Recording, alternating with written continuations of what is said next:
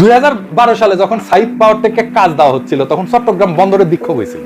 আওয়ামী লীগের নেতা মহিউদ্দিন চৌধুরীর বিপক্ষে ছিল এবং তখন নিয়ম না মেনে কাজটা দেওয়া হয়েছিল।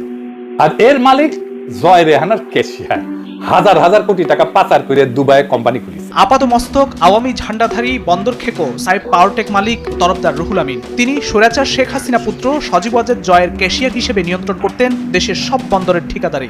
শুধু জয় নয়, দেশের সব বন্দর নিয়ন্ত্রণ করতেন শেখ রেহানার ক্যাশিয়ার হিসেবেও। চিটাগং পোর্টের টোটাল অপারেশনের 25% 26% অপারেশন হচ্ছে আমাদের হাতে। আর এই কন্টেনার টার্মিনাল থেকে চান্দা পায় সবাই, এটাই হইতেছে আসল। সমস্ত পলিটিক্যাল পার্টি চান্দা পায়। ডেইলি চান্দা নাকি দেওয়া হয় 200 কোটি টাকা, ডেইলি 200 কোটি টাকা। এই টাকায় বাংলাদেশের প্রচলিত মাফিয়া রাজনীতির ফুয়েল যোগায়। এটা ভাঙ্গা দিলে সব পলিটিক্যাল পার্টির মাফিয়া শক্তি লুলা হয়ে যাবে।